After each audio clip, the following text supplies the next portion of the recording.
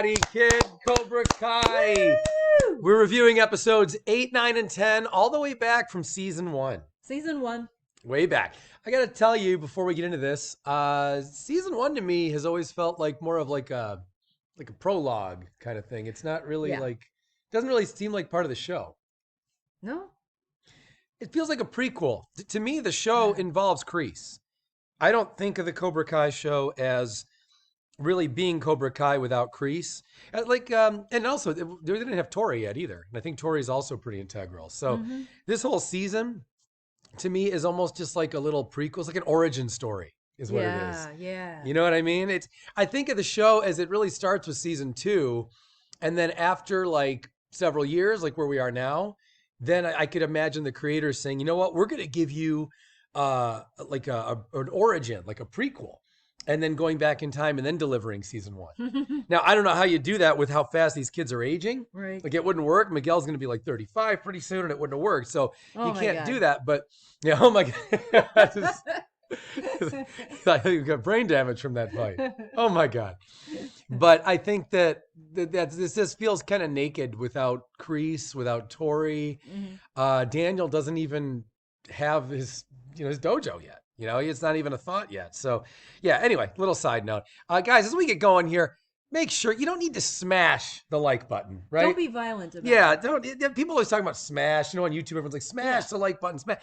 You don't need to smash anything. It's just as effective if you just tap it, or you can hit it, with whatever velocity you want. But it's not going to be more of a like. It's not going to double like the video if you do damage to your keyboard or phone, right? A click is fine. Yeah, a click is plenty. And in fact, with the way YouTube is doing this now, dislikes no longer count. They no longer show. So you can dislike this as well if you want. It really doesn't matter. They're hidden. So no one's going to know if you dislike. So for those of you, like you haters, that you want to dislike my video, it doesn't matter, right? It's so weird. Yeah, it's very weird. Anyway, let's talk about the actual show. So we're talking about episodes 8, 9, and 10, the big finale to this great first season. For me, the first time we watched this, I was still trying to wrap my head around when they're kidding and when they're not. Like when it's not just You really struggled with that. Oh yeah, there was so many. I'll give you an example of it. Is there at the beginning of episode 8 here? Okay, when Miguel there's like a training montage over kind of cheesy 80s music, and the montage again made me feel like, okay, so. Are we serious? Are we like, all right, Miguel is doing push-ups and crunches and he's training? Or are they kind of mocking the whole thing? Because again, the way they crank the 80s music and the way their selections for the music and even the way it's shot, I just can't tell if they're setting us up for another joke or if they're really trying to make a point. It's just, it's hard for me to, I think by now I kind of knew, but those first few episodes at least, it was tough for me to tell. Yeah, I didn't struggle with that particular montage at all. But, I mean, to each his own.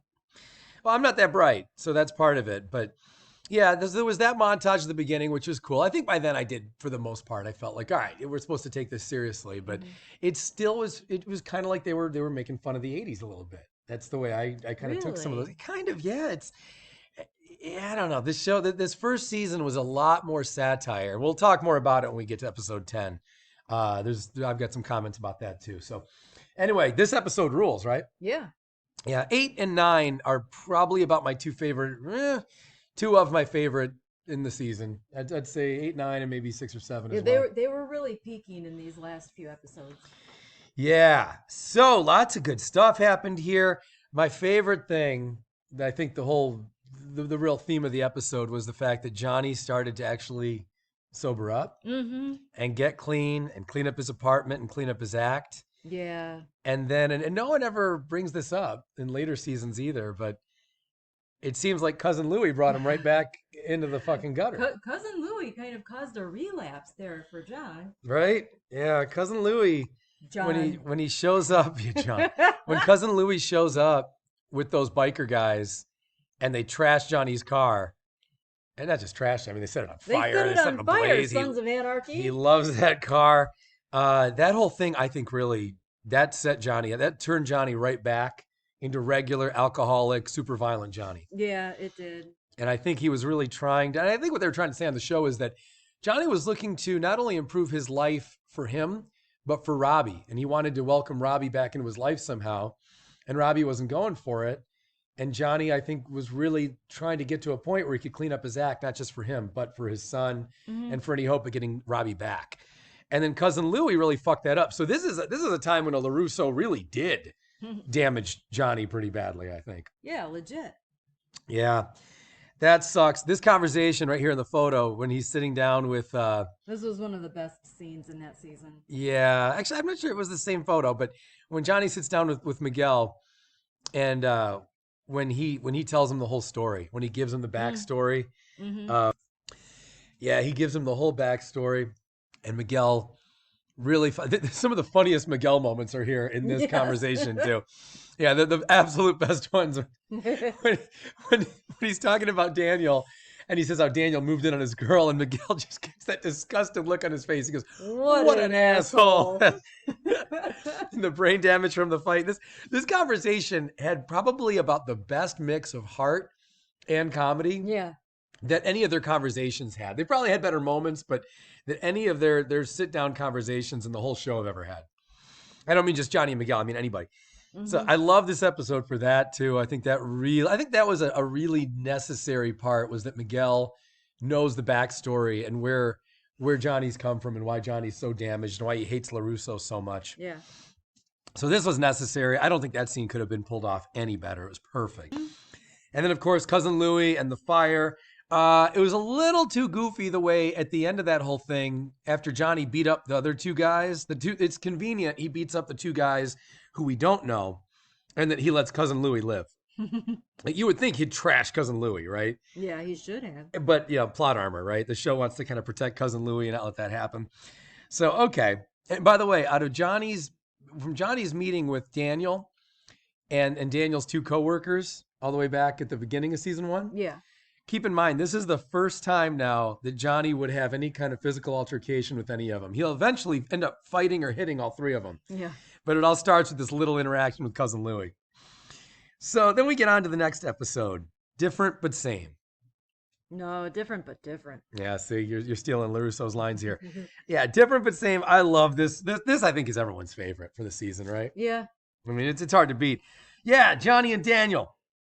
They revisit like every aspect of their past. They did everything but go back to the beach and go, here's where you met Allie. Yeah. They did everything else. Here's where you had the soccer ball and didn't I kick your ass over there? All that shit. And it broke the radio. Yeah, they got into everything here. It was so much fun. This episode just killed it. And there's something about seeing Johnny and Daniel driving down the street in a car together, singing songs together, and still criticizing each other. Yeah, that scene was only a couple minutes long, probably. Yeah. And yet they kept criticizing each other and kind of being condescending toward each other. But then they get pulled into this thing where they're different but same. Yeah. Oh, it was so fucking perfect. This episode is just killer. I do feel for Miguel a lot too. Yeah? Yeah, because it's the whole thing that he really felt Sam was lying to him and betraying him and everything. And Miguel already felt like, she was rich. She has got not just money, but she's got popularity. She's got so much more than him. I really felt for that kid. I thought that whole thing was done really well. It was. It made me not miss being young. Yeah. So, yeah, Miguel and Samantha having trouble. Samantha not really getting what she's doing wrong. But at the same time, I mean, I don't know. When she shows up with Robby at the party, it probably didn't look good. Right, it didn't. But it so harkened back to Daniel, Johnny, and Allie back in the day. Yeah, the beach. And, well, the whole thing. And, Daniel had the same insecurities that Miguel is displaying. And so it was a nice callback. So what you call it? Let me think. You said Daniel had the same insecurities as Miguel. Insecurities about, being in a different class compared to Allie, not having the money that her family had. Yeah, that's true. And feeling inferior because of it. And so it was a very much hearkening back to that whole original trio. That's a good point. That is a very good point. That's what I'm here for.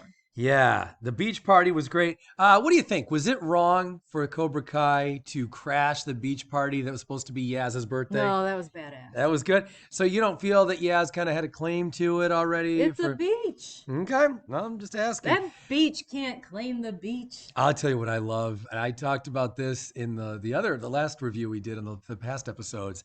But when Kyler shows up and he's all arrogant and confident, Yeah. and then as soon as he sees Miguel, and he's like, "It's okay, let's just go to another beach. It's no big deal." Yeah, that was great. And Yaz told them that those guys were pussies. That was great. Watching that was something we never really got to see in other movies like this. Usually, once the bully's beaten up, he's kind of done. You don't, you know what I mean? You don't really get to keep running into him over and over again. I love this. I love that once again, Kyler's got to eat shit right there on that beach, and Yaz called him a pussy and everything. And then, who else has trouble with the way Dimitri met Yaz? Would not suggest to me that 2 seasons later, spoiler alert for season 3 if you haven't seen it would not suggest to me that there was any future there whatsoever. That they'd be making out in the hallway. No, it just, I think that was, and I remember when we first saw season 1, I thought, are they alluding that like at some point he gets her? Because I don't buy that at all. I mean, he was fucking hilarious on the beach here, but it did not in any way reflect anything good. We had, of course, Yaz getting her vagina completely torn up and wedgied. I don't think that move would have been physically possible that way. Again, the show gets cartoony like this. You have to suspend some disbelief on that one. You do. There's a few times you have to, but anyway, but I'll let that go. And even the way Aisha, then she's got the perfect line. She's like, "No mercy, bitch." Yeah. But whatever. It's still cool, but it's times like this that to me, the show loses its realism. It just wouldn't really be plausible for it to happen that way. And then again, Yaz is like a cartoon, like, and then running off. It was just all a little too convenient. This just shows very convenient and kind of over the top, and it's kind of sensational moments. But we still love it, right? Great episode. Yeah. Johnny and Daniel boozing it up at the bar together. I love that. That was great. Oh, perfect. I mean, this show, this was really when I was just, the first time we watched it, I was just absolutely loving it. At that point in the first season, I feel like the fans and the viewers just, that's what we really needed at that time. We had built up to a point where we needed Janny. For real. Well, let's talk episode 10. Let's talk about the final episode, Mercy. Yeah. What do you think? Perfect episode? Not so perfect? I liked it. Yeah. Okay. I don't know. Yeah, I liked it. To me, I thought the tournament looked cheap, just like the high school. It doesn't look like the old high school. It looks very dumbed down and kind of TV show. Still a great episode. Some of the comedy, though, was too much. Right? Yeah. Don't you think? I mean, look, I wanted an intense ending. I wanted it to be as intense as the tournament and the first Karate Kid. And instead, they wanted to mix in a lot of comedy, and they wanted to kind of rush through some scenes that could have been more dramatic. There were a lot of things they didn't get to capitalize on. In typical Cobra Kai, they just want to quickly move along and just kind of do like a quick edit. And so like Aisha got all pissed off and raging for a little bit. Yeah. They don't really capitalize on that. They have her talking to Sam, but they can kind of quickly move on. Bert gets hurt pretty bad. Just quickly move on. Everything's kind of a quick move on. But Robby being there and competing, I love that. I didn't see that coming. No, yeah. I mean, that was surprising to me. I love that he did that. And that he showed up uninitiated, that he wasn't like part of I love that he wasn't part of a dojo. Yeah. He took it upon himself to be there. When you think about all the reasons he had, it's tremendous, right? He had everything. He had to kind of prove something to his dad in a way, and to prove something to himself, and to use the lessons. I think in a way to kind of thank Daniel and to show him, maybe I'm overthinking it, but to show Daniel that those lessons meant something to him. I don't know. Great episode. I could really do without, though, when we harken back to the injury. Yeah. And then we've got Robby in the locker room, and then Daniel does the whole thing. He's like, well, we'll see what I can do about it. And he starts this whole thing. Yeah. And aren't you thinking for sure that like, oh, Mr. Miyagi taught him the healing. Yeah. Hey, Mr. Miyagi, here we go. Here's the big ending, guys. Miyagi taught him the healing. Rocky's gonna go back out there. And then medic. I mean, that was, to me, it's like, guys, this is what's taken away the seriousness of the show and what's making it look like a bit of a cartoon. But regardless, we fucking loved it, right? Yep, we did. We absolutely loved it. Can't wait to review season 2. We'll be right back for that another video, you guys. And again, don't forget, like, dislike, don't give a fuck. We don't really care. we're just glad you're subscribing, and glad you're part Don't of be this whole. violent with the. Yeah, with the- don't screw up the whole thing. We'll definitely see you in the next review. Comment down below. Let us know what you think of these last 3 episodes. Ciao.